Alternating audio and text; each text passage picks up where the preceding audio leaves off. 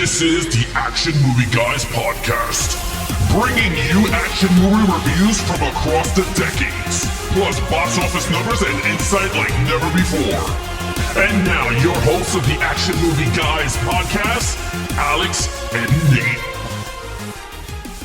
What's up, everyone? Welcome to episode number 92 of the Action Movie Guys podcast. I'm your host, Nate. This is my co-host, Alex Figueroa. And we are moving on in our disaster month. We'll call it the disaster month because this month, September, we are reviewing 4 disaster films as part of our action. You know, we want to mix it up. We've done some Westerns. We've done some spy movies, right? We've done some martial arts movies. Female-led. Female-led. You know, we're like, hey, what else can we do? Disaster. So this week, as voted on by one of our patrons, shout out to Jay. He selected, being from the Midwest, he selected a very Midwest movie, and that is 1997, right? 96. 1996's Twister. So Alex, don't ask me how long. I've seen this movie a million times. When's the last time you watched this? How many times have you seen it? We always watch this movie. I mean, every year. Yeah, every year, pretty much. It's one of those movies like, let's just throw on some Twister on Netflix or Hulu. I call this movie a mashed potato movie. Yeah. Because it's like mashed potato, right? That's like comfort food.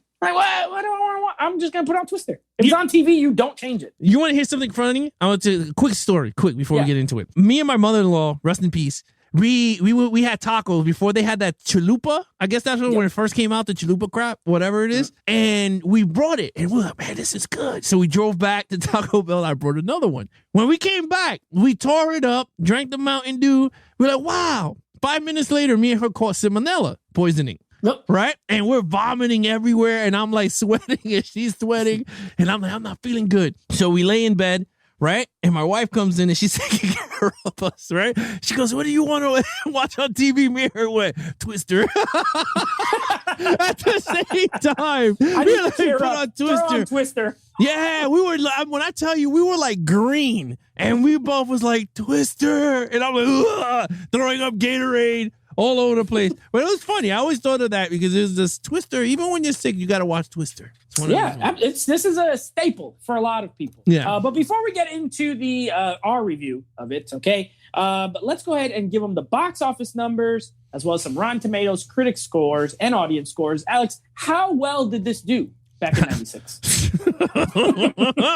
This movie should have got a sequel. Well, with that said, Twister 1996 domestic $241 million. International $252 million for a worldwide total of $494 million on a budget of $92 million.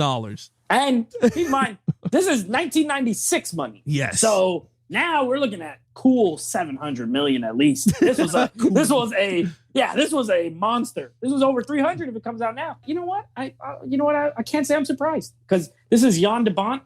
After Speed, he made Twister, and nothing you just said surprises me. Now, here's what does surprise me is these Rotten Tomato scores. So, oh boy, critic score just barely fresh at 61%. I could see that. Okay, I could see it. It's a disaster film, whatever, right? You know, you got to keep in mind, critics are very highbrow. They're looking for certain stuff, whatever. Here's what I don't understand. This has an audience score of 58%. I don't know any people in my life that do not like Twister. So I don't know who these 50 or 42 people or 42% of people are that don't like it. I've never met them. Have you? I don't know anyone who's like, Twister. Not that good. I don't know them. I never met him. It's baloney. I think some people give it some down scores just to bring down the numbers. You know what? Some people like it, some people don't, and that's the things with these Rotten Tomatoes. I don't think you and I know any of them, but it doesn't matter because you know what? It made $500 million. Yeah.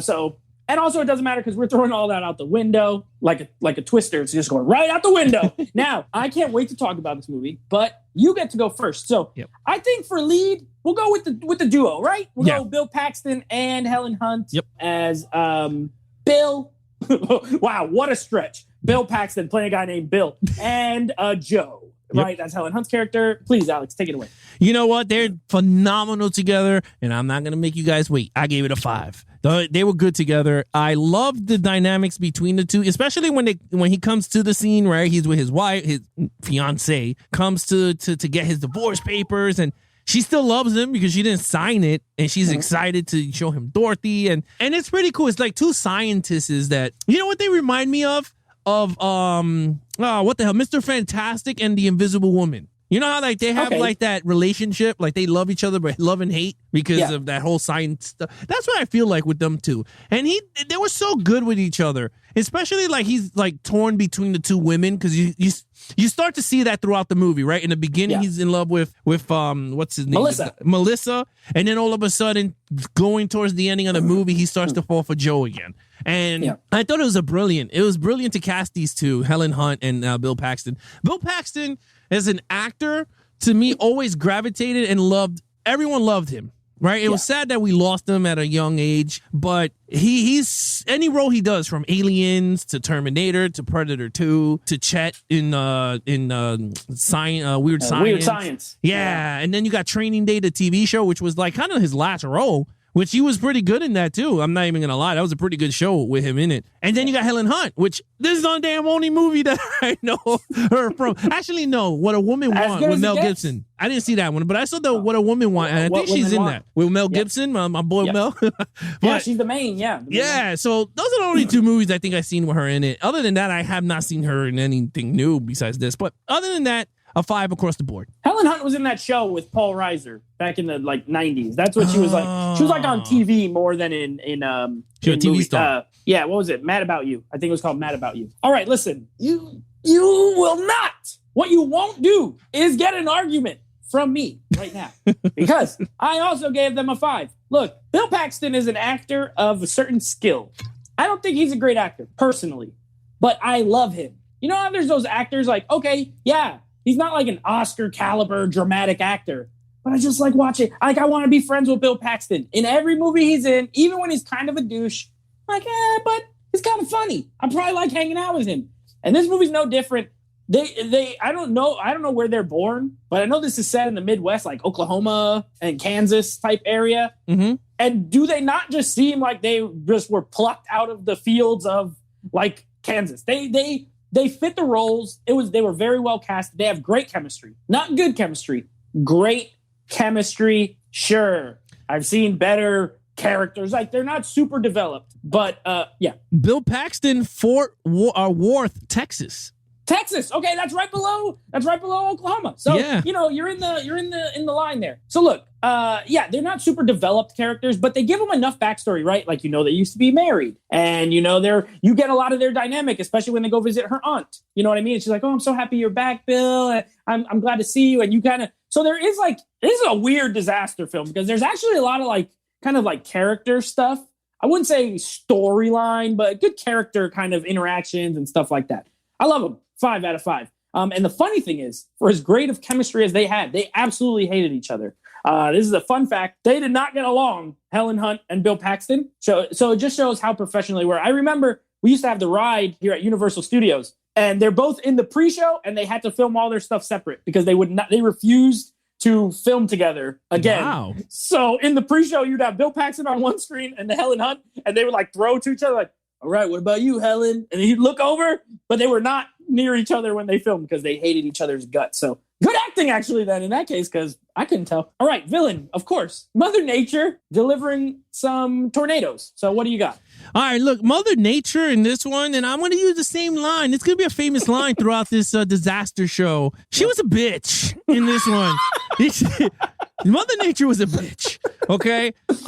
She was very ruthless, and she started off with a F5, okay, in the beginning. And then she destroyed Joel's life. She killed the papa. Which, you know what's funny? I'm not going to body shame nobody, but why did the mom didn't hold the door? I'm just saying. I don't want to be the bad guy here. You were thinking it when you were watching it. All the patriots right now are laughing because they're thinking the same thing. Why did the damn mom did not hold the door than the skinny dad did? Or hold his legs or something. Hold his leg. She just stood in the back. Like, I was like, what the hell?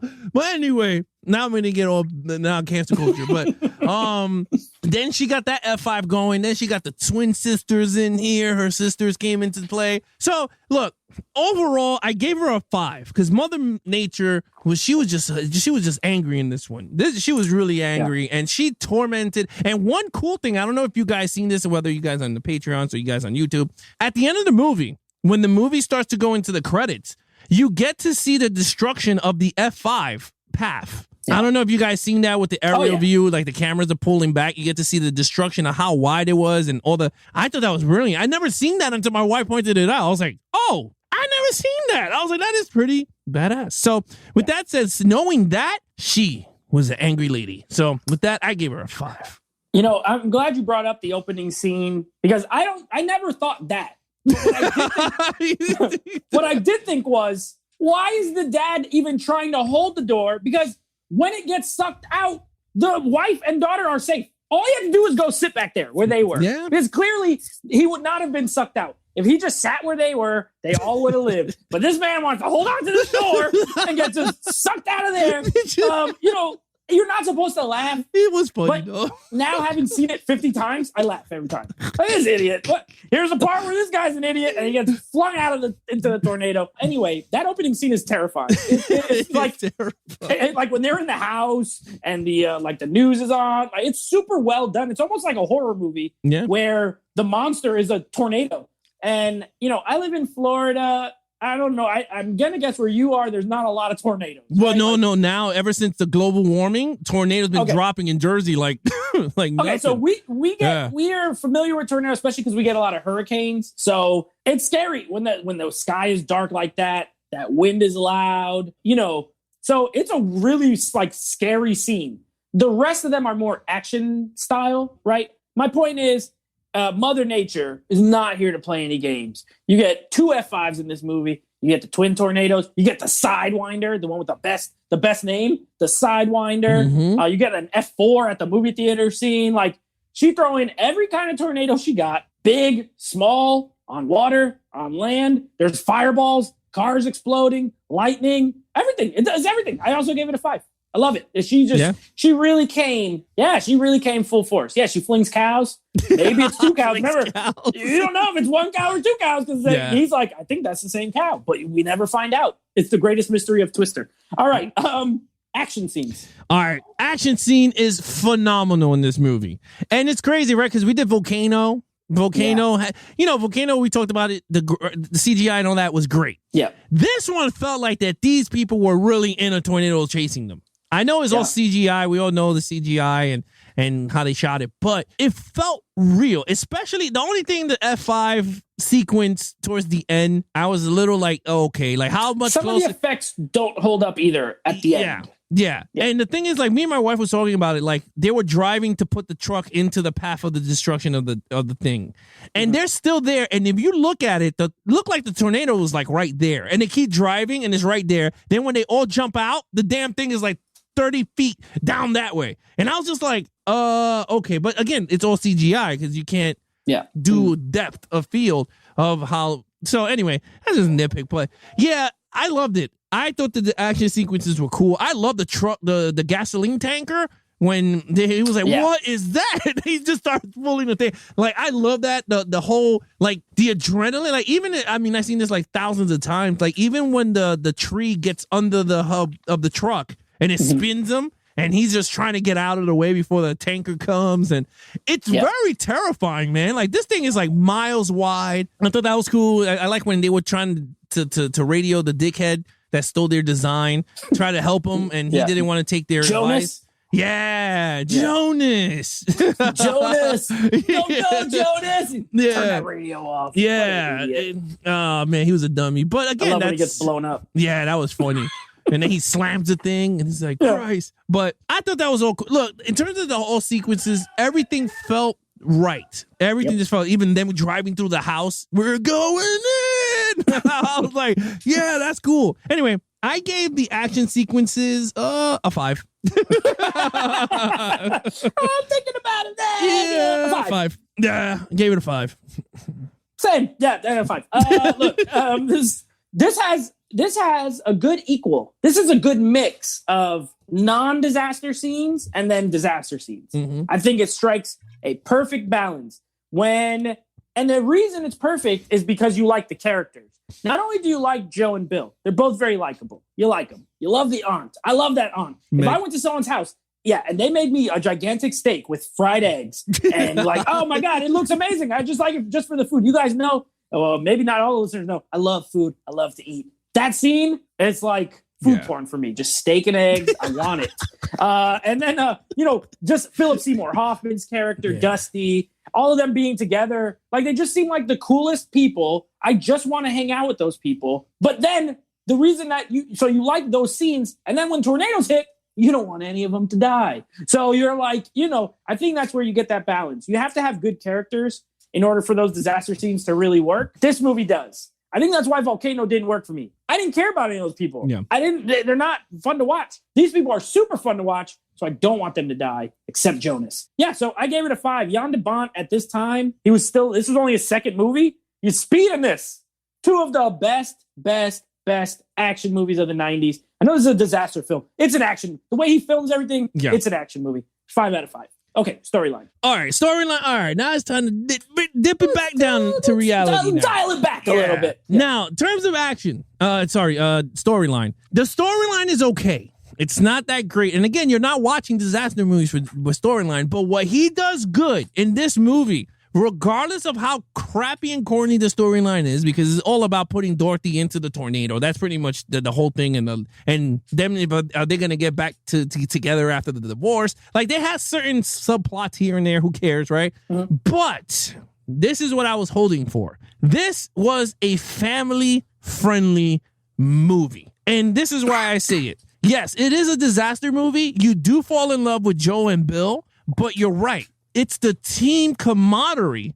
I hope I said the right camaraderie. Word. Yeah. Like, it's a team effort. And I think you fall in love with all of them. The suck zone, and then that whole table scene for me is like a family friendly movie there. Cause you're like, wow, you feeling bad. They're telling stories about, Crazy Bill when he was naked and chucked the Jack Daniels into the tornado. They're telling stories. And then you see Meg going up to talk to Joel and saying that, he didn't leave you. He's downstairs and all that stuff. And And then you got that heartfelt scene, right? When they're about to go into that tornado and they're in the middle of the street. And he goes, I'm right here in front of you. She heard him through the radio. Yeah, it's me. Come on, Joe. Right? And it's funny, but it's like a love story, family-friendly movie. A comedy, because there's some funny parts in the movie between them two, especially Dusty. Yeah, she goes, how did you meet her? And he goes, don't start. I don't want to fight. He goes, but I just want to start a conversation. She goes, oh, she's a therapist. Oh, you're a therapist? Yeah. Oh, you went there. You went there. I thought that was like all fun. Then this is where the movie gets even better. When they all have their own personality. And I like the way John DeBlanc did. John DeBlanc, right? The way he did it was, you see each car was playing different music. So you got to see each personality of each character. You got the guy with the gray hair and the glasses, and he's listening to classical music that's like mad fast. Then you got Dusty listening to Eric Clapton. Then you had the other people doing the duets, and then you got then it went right into Joe and Bill. And I was like, that's brilliant. Like, you didn't have to he just showed you through music what these people were, and it was cool. And I was like, wow, that's awesome. But then the icing of the cake is when they went straight Van Halen on your ass, playing the music, bro. When the music kicked in and Van Halen kicked in, I was like, this is it. You got I was like, this is it. Like, and they did it a lot of times. You heard Van Halen. It went from the actual score into the rock music. And I was like, this is brilliant. I went, mwah. But it's not a great story, but I gave it a 4.5 because I was like, it's not perfect, but it's a 4.5 in my book. All right. You were slightly more generous than me. And by slightly, I mean by 0.5. I gave it a 4. Mm-hmm. I think it's the only thing I can't give. I can't like sit here and give it a 5 because this is not. No, it's not a 5. You're right. It's a very simple story. Storm chasers, right? Storm chasers who are trying to get these little satellites into a tornado so they can learn how to track them better. And mixed in, there's this love story, or like almost like a former love story and a rekindling. And then you just get a bunch of characters doing stuff. Now, I will say this, as far as the script goes, I quote this movie. I don't know all the time. Now, I like to use it in very specific scenarios. And there are a lot of lines I think are really funny. One of my favorite lines, now this is a throwaway. You might not even heard this line, okay? But there's a scene when they're outside the restaurant. Remember their scene where Jonas's group and their group are all at this like little diner on the side of the road. Yeah. And she goes in to get lemonade. Well, when they're outside, they get in like a little scuffle. Mm-hmm. And Jonas yells at them. He's like, your days of sniffing dirt are over. And they don't even show who says it. But in the background, someone says, it's better than what you sniff. And it makes me laugh every single time. I laugh. I don't know who says it. I don't know if it's Dusty. I don't know if it's one of the other guys. But I always hear it. And it's low. You got to go back and watch that scene. And you just hear him say, it's better than what you sniff. I always love when Joe's like, you never seen him miss this house and miss that house and come after you. Yeah. He's like, is that what you think happened, Joe? For crying sakes. For crying Things happen. You can't predict it. Yeah, it's like, I love that part. And when I'm hungry, I always like to quote my man Dusty. And I just say, he just says, red meat. We crave sustenance. When they want to go to the Aunt Meg's house. Yeah. Oh, man, I love this movie. I love it. There's so many quotes. They all have very specific, use. You can use these in life. When you're hungry and your friend doesn't want to go eat, you tell them, red meat. We crave sustenance. And if they don't know what you're referencing, maybe you need to show them Twister because they should know it. Oh, you dump them as a friend. Or you get rid of them. You get rid of them because they don't know Twister. I don't need anyone in my life that's so negative that they don't love Twister. That to me, you're negative. But what was the other Dusty line? What was the other Dusty line? Oh, man, when he grabs Meg's gravy. He goes, it's practically one of the food groups. Oh, yeah. One of the food groups. Oh, my God. Like, Philip Seymour, the Suck Zone, he has some of the best lines in the whole movie. He's hilarious. Rest in peace. One of the best, maybe the best actor in this entire movie, like, long term. He was like, Academy Award nominated. But at the time, he was just kind of this goofy fat guy. He was like, Bill, she missed the truck, mister. Did you see that? She just missed the truck. Yeah, Jamie Gertz is in this. Yeah. Carrie Elwes. Good cast. Got a nice cast. Oh, and what's the guy's name? Ruck. The freaking guy from Ferris Bueller, the friend. He was in Speed, too. So Jan de Bont. That's like his, was it Alan Ruck, I think his name is. Yeah, he played Rabbit. Yeah, good cast. Rabbit is good. Rabbit is wise. I still gave it a 4, though, because it's not a masterpiece of writing, but it's a lot of fun. All right, Overall, 5. Look, it's not just because I didn't give it a perfect score. I could have gave it a perfect 20. I could have gave it a 25, but I can't. You got to be honest with it. But overall, you got a great cast, you got a great script, you got a great special effects, great everything. It's a memorable movie. You can quote it. I'm even going to throw it in our songboard once we go live. So it's just a great overall package, and I can't wait for the damn thing to come out in 4K. I'm talking to you, Warner Brothers. Release it. But with that said, I gave it a 5. Yeah, you know what? One thing that I totally agree with you with is a movie does not have to be perfect on every single front to be a 10 out of 10 movie for me. Yeah. This is a 10 out of 10 movie for me. I can watch it a million times, and I'll never get sick of it. I grew up watching it. I'm glad also that you mentioned like family, this is a family friend. I saw this when I was 9 years old and I was a kid. There's nothing so horrible. It's a little scary if you're younger, like tornadoes and stuff like that, but it's not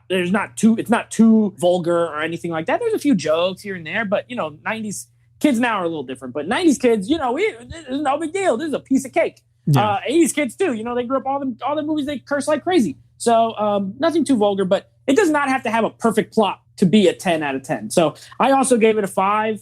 This is one of my top, I don't know if you don't follow me on Instagram, I did my top 25 movies. This was in my top 25 movies of all time. I absolutely love it. Pretty much everything in my top 25, I would probably say is a 10 out of 10 for me. So this goes right up in there. 10 out of 10. I loved it. 5. So what is your total? I think I already know it just off the top of my head, but you go ahead and let everybody know. It's a 24.5. Yeah, I'm at 24. So it's like nearly a 25 out of 25. Yes, it's a 90s classic. A 90s classic. So if you haven't seen Twister, which I don't know anyone who hasn't seen it, but if you don't like it, if you're one of those people, I don't know you're watching it wrong. I don't know what's going on. You're watching it wrong. Yeah. So that's Twister. Now, here's what we got coming up. You're going to hear our takes on Skyfall, and we will be wrapping up Disaster Month with the mother of all disasters, Geostorm, where the entire Earth is under a storm. So we'll see how that goes. I haven't seen it since the theater, so we'll see. But I have reviewed this movie before. I'm looking forward to rewatching it. So that's what we got coming up. I watched this a lot. We got drunk Gerard Butler. Love it. And we got scenes that are filmed in Florida that is definitely ain't Florida. I can't wait to talk about it. I'm very excited.